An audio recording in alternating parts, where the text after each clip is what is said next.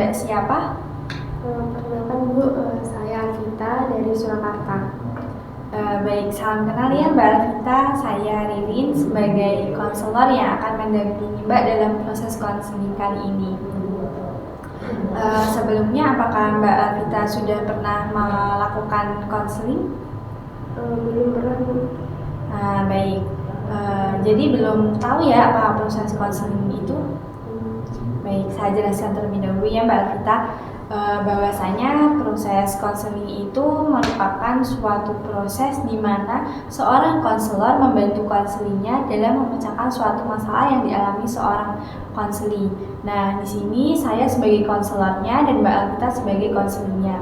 Nah, selain itu dalam proses konseling juga terdapat suatu asas-asas, ada asas kerahasiaan. Nah, asas kerahasiaan itu Mbak Alvita tidak perlu khawatir atas data yang diberikan terhadap saya, karena data tersebut akan tetap terjaga dan yang tahu hanya saya dengan Mbak Alvita saja begitu. Bisa dipahami Mbak Alvita? Bisa Bu.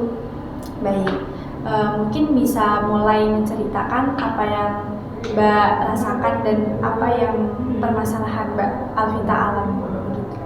Ya Bu, saya itu akhir-akhir ini ngerasa capek gitu Bu. Kayak gak ada motivasi buat ngerjain tugas-tugas kuliah saya, jadi numpuk gitu.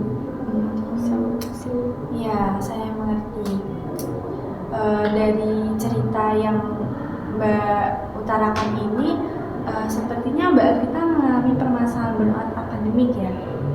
Mungkin Mbak Alvita bisa bercerita lebih lanjut lagi? Saya ngerasa kayak kurang fokus gitu Bu. Punya tugas kayak semua tugas tuh bikin saya pusing, terus tapi kalau saya kepikiran nanti saya cemas sendiri, terus ya gimana Bu, kurang fokus juga. Baik, saya memahami apa yang Mbak Alvita rasakan.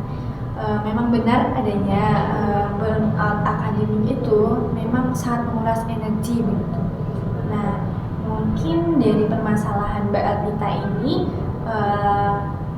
saya dan Mbak Alvita akan menerapkan teknik penyelesaian menggunakan pendekatan behavior dengan menggunakan teknik self management, terkhususnya menggunakan teknik self monitoring begitu Mbak Alvita.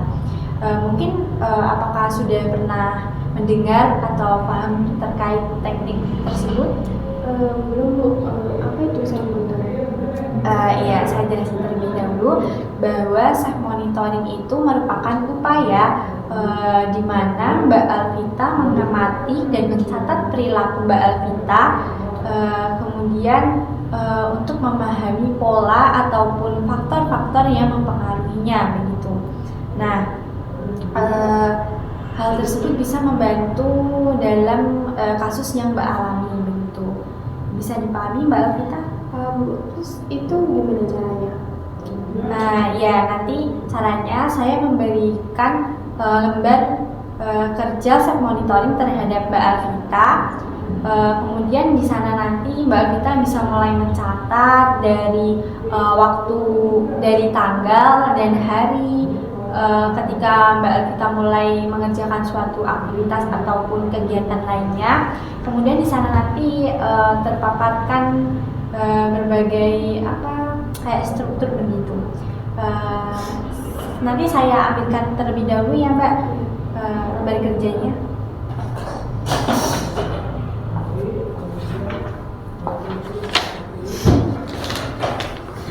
Ini Mbak lembar kerjanya. Di sini terdapat lembar kerja self monitoring ya. Nah, lembar ini untuk mengidentifikasi pikiran, perasaan, dan perilaku yang muncul ketika Mbak beraktivitas. Nah, nanti bisa dituliskan di sini ya Mbak.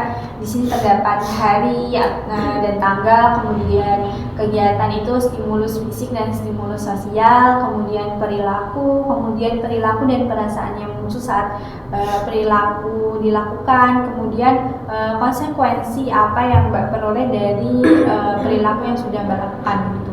Nanti bisa dicatat di sini ya Mbak. Oke. Terus tujuan utama mencatatnya ini apa ya?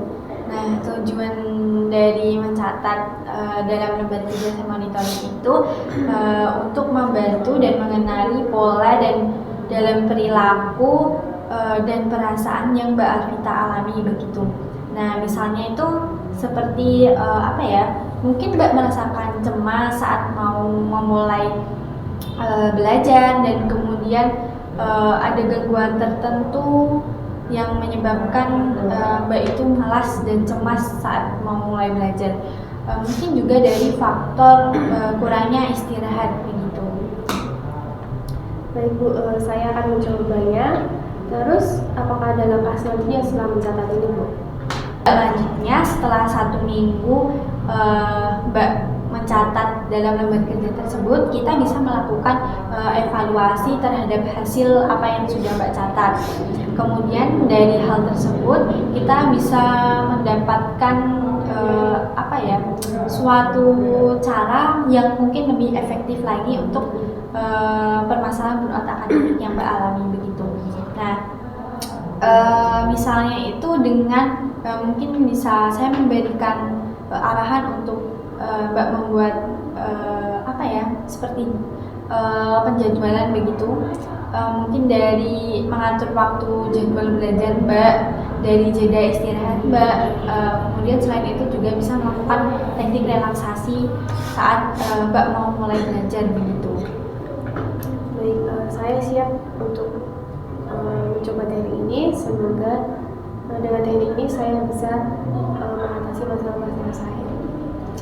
Baik, saya sangat yakin bahwa Mbak Alvita itu bisa melakukan teknik self monitoring ini, dan semoga Mbak Alvita konsisten dalam mencatat dan peka dan mengevaluasi apa yang terjadi pada diri Mbak. Begitu.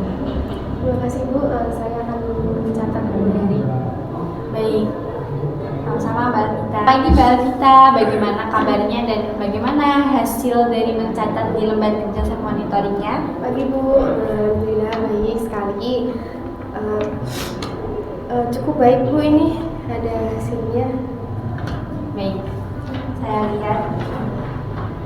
Alhamdulillah sudah cukup baik ya Mbak Alvita menerapkan teknik self monitoring ini. Mungkin ada hal yang membuat Mbak Alvita kesulitan dalam melaksanakan self monitoring ini, atau apa yang lebih menjadi fokus permasalahan Mbak Alvita ini? Hal yang paling menantang itu ketika mempertahankan fokus belajar. Nah, kadang-kadang saya itu kegoda buat scroll TikTok, di sosial lain gitu. Ya tidak apa. Mbak Alvita sudah cukup baik kok dalam menerapkan teknik self monitoring ini. Mungkin bisa kita coba melakukan penguatan positif supaya Mbak itu semangat dalam menjalankan setiap pekerjaan dan tugas yang Mbak punya begitu ya. Mungkin kita bisa menggunakan penguatan positif itu dengan memberikan self reward kecil kepada diri sendiri begitu. Apakah bisa dipahami Mbak? Paham, sepertinya bisa dicoba. Baik. Apakah masih ada yang ingin diceritakan? Bu, saya izin pamit. Terima kasih atas sesi konsulnya selama ini. Baik, terima kasih kembali Mbak Alvita sudah ingin bercerita dan terbuka terhadap saya. Semoga harapan saya dari proses konseling kali ini dengan teknik self monitoring ini bisa membantu permasalahan Mbak Alvita terkait dengan burnout akademiknya Mbak Alvita alami ya. Iya Bu, sama-sama. Terima kasih juga. Saya izin pamit ya Bu. Iya. Mari Bu. Mari.